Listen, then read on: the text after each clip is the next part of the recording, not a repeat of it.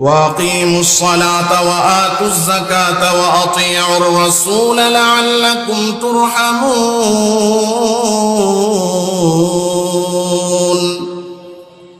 যারা ঈমান আনার পরে নামাজ আদায় করবে, যাকাত আদায় করবে এবং নবীর সুন্নাত অনুযায়ী চলবে, এই তিন আমল যারা করবে আমার আল্লাহ তাদের উপর রহমত বর্ষণ করতে থাকবেন।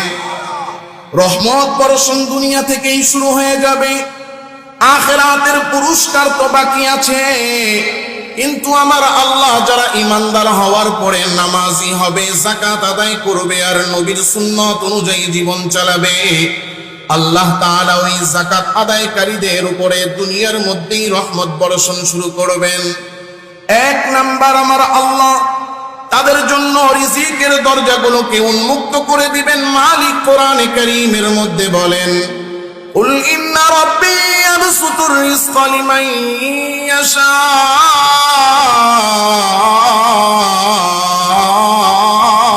ওয়া ইয়াকদির ওয়া মা আনফাকতুম মিন শাইইন ফাহুয়া ইউখলিফুহু ওয়া হুয়া খায়রুর রাযিকিন। মালিক বলেন, আমি আল্লাহ যার জন্য চাই রিজিক প্রশস্ত করে দেই। কিন্তু দুনিয়াতে যারা যাকাত আদায় করবে, আমরা মনে মনে ভাবি যাকাত আদায় করলে আমাদের সম্পদ কমে যায়, তাই না? 1 লক্ষ টাকায় 2,500 টাকা যাকাত আদায় করব, আমার তো সম্পদ কমে যাবে। আল্লাহ বলেন না, ফাহুয়া ইউখলিফু, যারা যাকাত আদায় করবে, যেই পরিমাণ যাকাত সে আদায় করবে আমি আল্লাহ পরিবর্তন করে তার চেয়ে বেশি বিনিময় তাকে আমি আল্লাহ দিয়ে দেব। এই পৃথিবীতে আমরা যারা ঈমান এনেছি, আমরা সবাই গোলাম কার? গোলামি করি কার? আল্লাহ তাআলা রব্বুল আলামিনের গোলামি আমাদের জন্য অবধারিত, নির্ধারিত। এই গোলামির মধ্যে 2টা অংশ আছে। আল্লাহ তাআলা রব্বুল আলামিন আমাদেরকে পৃথিবীতে গুরুত্বপূর্ণ 2টা নিয়ামত দিয়েছেন। একটা হলো আমাদের জান, আর একটা হলো আমাদেরকে আল্লাহ তাআলা দিয়েছেন মাল। জান দিয়ে যেমন আল্লাহ তাআলার ইবাদত করতে হয়, ঠিক তেমন ভাবে মাল দিয়ে আল্লাহ তাআলা রব্বুল আলামিনের ইবাদত করাও আমাদের জন্য আল্লাহ আবশ্যক করেছেন। এই জন্য ইসলামের যেই বেনা, অর্থাৎ ইসলামের ভিত্তি এবং খুঁটি, নবীজি সাল্লাল্লাহু আলাইহি ওয়াসাল্লাম যে হাদিসে বলেছেন, বুনিয়াল ইসলামু আলা খামসিন, ইসলামের ভিত্তি 5টি। কয়টি? জোরে বলেন। 1 নাম্বার, শাহাদাতি আল্লাহ ইলাহা ইল্লাল্লাহ, আল্লাহ তাআলার তাওহীদের উপরে অন্তর থেকে বিশ্বাস স্থাপন করা, মুখে সেটা স্বীকারোক্তি দেওয়া, কাজের মাধ্যমে প্রমাণ দেওয়া। আল্লাহ তাআলার উপর বিশ্বাস স্থাপন করার পরে আরো যে 4টা ভিত্তি, এই 4 ভিত্তির মধ্যে 2টা এমন যে 2টা শুধু জান, নামাজ এবং রোজা। নামাজ এবং রোজা রাখতে শুধু জান লাগে। আর একটা ইবাদত এমন আছে, ইসলামের একটা ভিত্তি এমন আছে যেটা শুধু মাল দিয়ে আদায় করতে হয়, সেটা হলো যাকাত। সেটা কি? আরেকটা আছে যেটার মধ্যে মালও লাগে, জানও লাগে, সেটা হলো হজ। এই জন্য আল্লাহ তাআলা রব্বুল আলামিনের কেউ যদি পরিপূর্ণ বান্দা হতে চায়, ঈমানদার হতে চায়, নিজেকে ঈমানদার দাবি করে, ঈমানদার হিসেবে সাব্যস্ত হওয়ার জন্য তাকে যেমন জানের ইবাদত করতে হবে, ঠিক তেমন ভাবে তাকে মালের ইবাদতও করতে হবে। এই জন্য আল্লাহ তাআলা যেখানেই নামাজের কথা উল্লেখ করেছেন কোরআনে, সেখানেই যাকাতের কথা উল্লেখ করেছেন। নামাজ যেই পরিমাণ গুরুত্ব বহন করে, ঠিক তেমন ভাবে যাকাতও ইসলামে আল্লাহ তাআলার কাছে সেই পরিমাণ গুরুত্ব বহন করে। এই জন্য কোরআনে কারীমে যেখানেই আল্লাহ বলছেন আকিমুস সালাহ, সেখানেই আল্লাহ বলছেন আতুজ যাকাত। কারণ যাকাত আদায় করা এটা ঈমানের পরিচয় বহন করে। নবীজি সাল্লাল্লাহু আলাইহি ওয়াসাল্লামের যুগে যখন কিনা সব কাফের মুশরিক বেঈমান ছিল, কেউ কেউ তো ইসলাম গ্রহণ করত, নিজেকে মুসলমান দাবি করত। তো একজন মানুষ নিজেকে মুসলমান দাবি করলেই তো সে মুসলমান হয় না, হয়? আমি মুখে বলতেছি আমি বড় হুজুর, আমি বড় মুসলমান, আমি বড় নামাজি। দেখা যায় না আমাদের দেশে বহুত লোক এমন দেখা যায়, মাইক সামনে পাইলে 70 রাকাত 80 রাকাত নফল নামাজ, তাহাজ্জুদ নামাজ পড়ে বলে দাবি করে।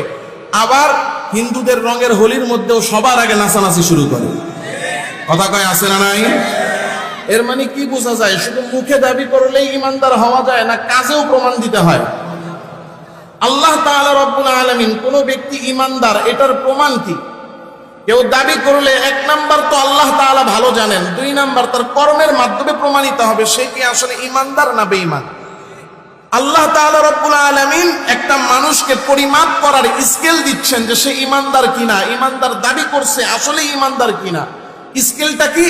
আল্লাহ বলেন ফাইন তাবু আকামুস সালাহ ওয়া আতাউজ যাকাহ ফাইখওয়ানুকুম ফিদ্দিন।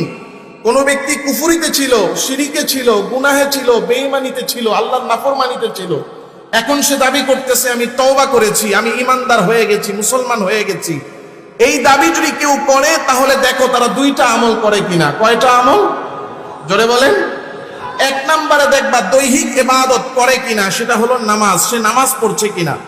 কারণ নামাজ হলো ইমানদার আর বেঈমানের মধ্যে পার্থক্যকারী।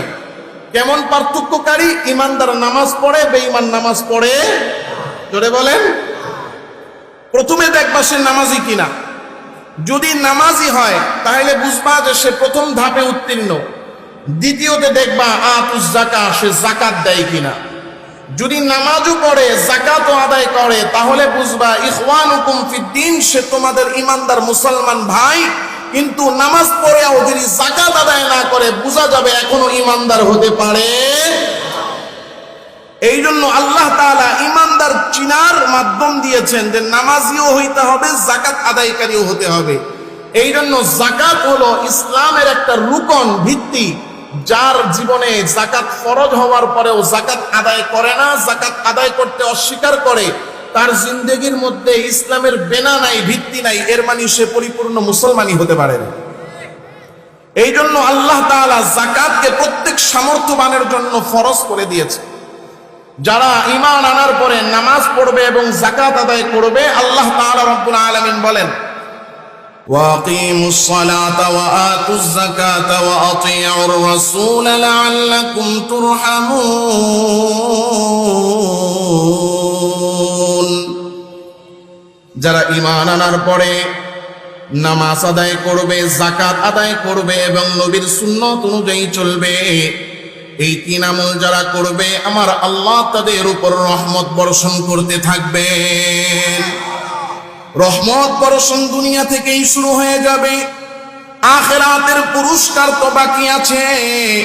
কিন্তু আমার আল্লাহ যারা ইমানদার হওয়ার পরে নামাজি হবে, যাকাত আদায় করবে আর নবীর সুন্নাত অনুযায়ী জীবন চালাবে, আল্লাহ তাআলা ওই যাকাত আদায়কারীদের উপরে দুনিয়ার মধ্যেই রহমত বর্ষণ শুরু করবেন।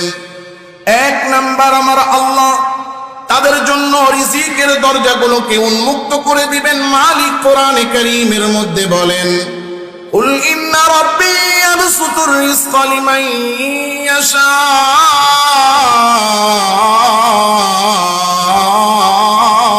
ওয়া ইয়াকদির ওয়া মা আনফাকতুম মিন শাইইন ফাহুয়া ইউখলিফুহু وهو خير